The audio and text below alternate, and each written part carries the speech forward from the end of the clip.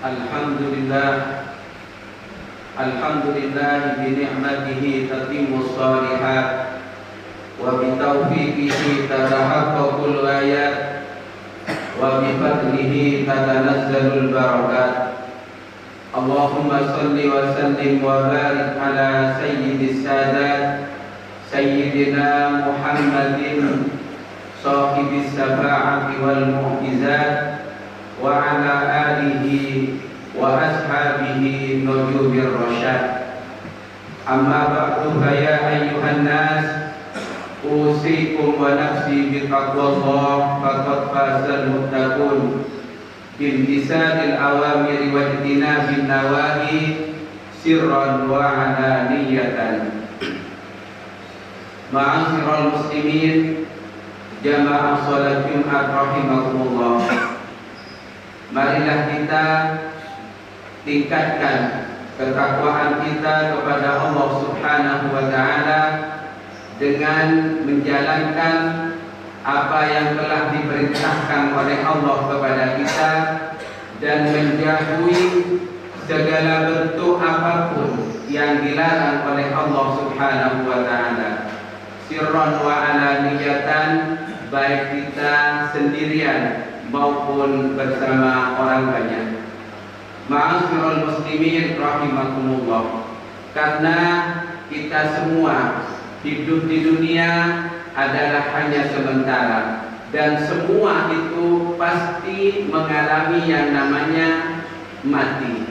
Maka dari itu, perjalanan yang paling panjang yang harus kita lalui adalah perjalanan dari dunia menuju akhirat. Karena tidak ada yang tahu berapa ratus tahun kita berjalan menuju akhirat dan berapa puluh tahun kita berjalan menuju akhirat dan berapa banyak bekal yang harus kita miliki. Padahal perjalanan di dunia yang sangat pendek itu merupakan perjalanan yang membutuhkan bekal. Maka apalagi perjalanan dari dunia menuju akhirat itu sangat membutuhkan bekal yang sangat banyak dan bermanfaat. Makanya sahabat Abu Bakar radhiyallahu an berkata, "Idza dakhala al-qabra bila zadin faka'anna ma raqibal bahra bila safinatin." Barang siapa yang memasuki alam kubur tanpa membawa bekal, maka seakan-akan orang itu menyeberangi lautan tanpa menggunakan perahu. Maka dari itu sudah bisa dipastikan orang itu akan celaka, dan celaka di akhirat merupakan kesengsaraan yang tiada tara. Maka dari itu sebaik-baiknya bekal adalah ketakwaan kepada Allah Subhanahu wa Ta'ala. Allah Subhanahu wa Ta'ala berfirman dalam Al-Quran, "Wa tazawwadu fa inna khairaz zadi taqwa." Berbekallah kalian semua, maka sesungguhnya bekal yang paling baik adalah ketakwaan kepada Allah Subhanahu wa Ta'ala. Ma'asyiral muslimin rahimakumullah. Kemudian kita perlu memahami dan mengetahui sifat-sifat orang yang bertakwa kepada Allah. Karena sangatlah mudah bagi kita untuk mengatakan saya bertakwa kepada Allah, saya taat kepada Rasulullah. Tapi apakah sesuai dengan kriteria atau sifat-sifat yang diberikan oleh Allah Subhanahu wa Ta'ala bahwa orang itu adalah layak dikatakan orang yang bertakwa kepada Allah Subhanahu wa Ta'ala? Maka dari itu Allah Subhanahu wa Ta'ala berfirman dalam Al-Quran menyebutkan sifat-sifat orang yang bertakwa kepada Allah Subhanahu wa Ta'ala. Al-Quran menyebutkan alladzina yunfiquna fis-sarra'i wad-dharra wal kadhiminal ghaidha wal 'afina 'anil nas wallahu yuhibbul muhsinin. Orang-orang yang bertakwa kepada Allah harus memenuhi sifat-sifat yang telah diberikan oleh Allah, yang telah disebutkan oleh Allah Subhanahu wa Ta'ala dalam Al-Quran. Yang pertama alladzina yunfikuna fis-sarra'i wad-dharra, yaitu orang-orang yang berani merelakan, menafkahkan sebagian hartanya baik dalam keadaan sempit maupun dalam keadaan longgar, baik dalam keadaan kaya maupun dalam keadaan miskin. Orang itu bisa merelakan hartanya, sebagian dari kekayaannya, untuk bisa dinafkahkan di jalan Allah Subhanahu wa ta'ala. Memang antara orang miskin dengan orang yang kaya nilainya itu tidak sama, besarnya tidak sama. Tapi bagi Allah yang dinilai adalah kerelaan hati untuk menyerahkan sebagian dari hartanya untuk beramal di jalan Allah Subhanahu wa ta'ala. Itu adalah sifat yang pertama, pantas bagi mereka disebut dengan orang yang bertakwa kepada Allah. Kemudian yang kedua, wal kadhiminal ghaidh, orang yang bisa menahan amarah ketika kita mendapatkan sebuah musibah, yang musibah itu datangnya dari orang atau kita disakiti oleh orang. Mampukah kita menahan amarah? Mampukah kita mengendalikan hawa nafsu? Mampukah kita menahan kesabaran untuk tidak membalas dendam, untuk tidak melawan menyakiti orang yang telah tanpa sengaja menyakiti kita?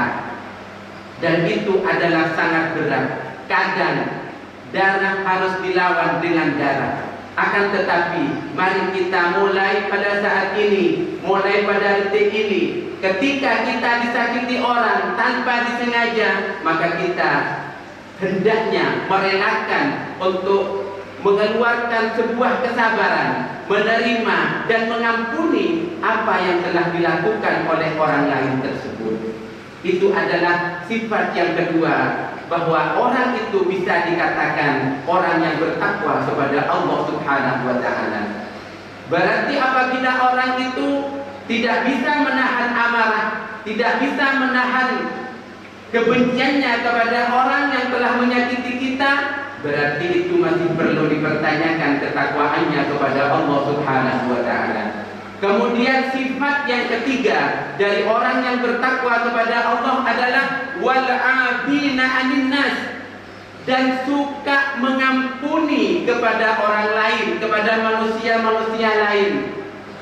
Mudah untuk memberi ampun kepada orang yang salah, mudah memberi ampun kepada siapapun yang ada di depan kita. Walaupun sudah jelas orang itu salah, tapi Allah memberikan kebukaan kepada hati kita untuk mengampuni orang tersebut. Itu juga berat kita lakukan. Tapi kalau kita mau berusaha, maka Allah akan memberikan yang terbaik kepada kita semua. Kemudian yang ketiga, wallahu yuhibbul muhsinin. Orang yang bertakwa adalah orang yang suka berbuat kebaikan. Karena orang yang berbuat kebaikan adalah orang yang dicintai oleh Allah Subhanahu wa ta'ala. Manakala dalam diri seseorang ada 4 kriteria yang telah diberikan oleh Allah, maka orang itu pantas menyandang sebuah predikat, yaitu takwa kepada Allah Subhanahu wa ta'ala. Banyak orang yang rajin sholat tapi dia suka marah. Banyak orang yang rajin sedekah tapi dia suka tidak mengampuni orang yang mempunyai salah kepada dia. Maka dari itu, agar kita menjadi orang yang sempurna, ikutilah apa yang telah difirmankan oleh Allah. Pertama, merelakan sebagian dari harta kita untuk dinafkahkan di jalan Allah. Kemudian menahan amarah. Yang ketiga, suka mengampuni orang lain. Yang keempat, suka berbuat baik. Ma'asyiral muslimin rahimakumullah, cucunya Rasulullah yang bernama Ali bin Husain, yang terkenal dengan Ali Zainal Abidin, pernah terjadi mempunyai seorang budak. Budak itu seorang budak perempuan. Kemudian Ali bin Husain meminta tolong, wahai budak, tolong ambilkan 1 kendi air. untuk saya mengambil wudhu. Kemudian kendi tersebut oleh si budak dijatuhkan tanpa sengaja dari tangannya. Kemudian kendi tersebut pecah belah sehingga airnya tumpah semuanya. Kemudian dilihat oleh Sayyidina Ali bin Husain. Kemudian si budak mengatakan, ya Amirul Mukminin, wahai pemimpinnya orang mukmin, Allah berfirman, wal kadiminal ghaidh. Orang yang takwa adalah orang yang suka menahan amarah.